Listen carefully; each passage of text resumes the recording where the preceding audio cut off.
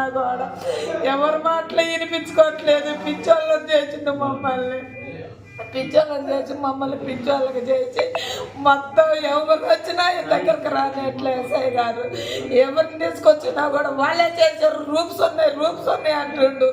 Rooms ఉన్నప్పుడు మేము చెప్పొచ్చు కదా సార్, తీసుకురా సార్ అని అంటే ఏంటి నీకు తీసుకురాలా, వాడు గవర్నమెంట్ జాబ్ వాడు, వాడిని అడిగేది ఏంటి, వాడు ఒక ఎంప్లాయీ, వాడు ఏం చేసుకుంటుందంటే సార్ మేమేం చేసుకుంటాం సార్, మేము తీసుకునేంత కెపాసిటీ మాకు ఆ ధైర్యం కూడా లేదు సార్, మేము దొంగ బుద్ధులు మాకు లేవు సార్ అన్నా కూడా నమ్మట్లేదు సార్, ఒక్క మాట కూడా నమ్మట్లేదు.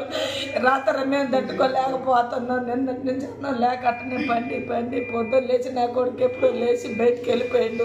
నేను లేచే తలకి నా కొడుకు లేడాను, గోయినపురం కట్టబోయిండు. ఏమన్నా వాడికి సెల్లు లేదు.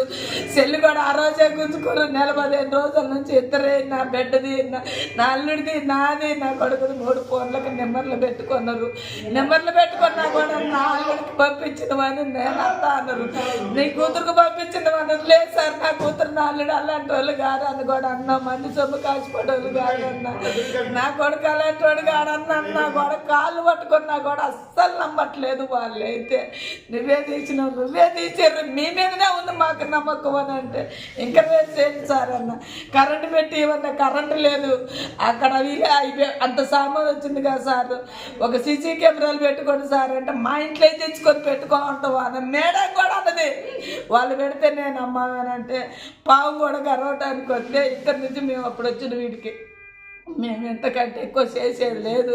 రాత్రి అన్న మాటలు కూడా తట్టుకోలేక ఇంకా మనం చచ్చిపోదామమ్మా, ఇంకా మనకెవరూ లేరు, ఎవరిని పిలిచినా రారు, వీళ్ళు రారు, వాళ్ళు రారు, ఎవరు రారుగా మనకి, మన ఇద్దరం చచ్చిపోతాం, నువ్వు ముందు బాగా వస్తానండి. నేను ఆ మందు తెచ్చుకున్న సంగతి అయితే మాకైతే తెలియదు అయ్యా. తెలవకుండా నేను పొద్దున్నే లేచిపోతే రాకుండా నేను ఎడిపోయినాను దోలంటానికి గోవిందపురం పోయినా, ఇటు పోయినా, అటు పోయినా, ఏడాగారి పిల్ల పిచ్చి దాన్ని తిరుగుతున్నా. వాడు లేకపోతే నేను కూడా లేను నాయన. ఇంకా వాడు నేను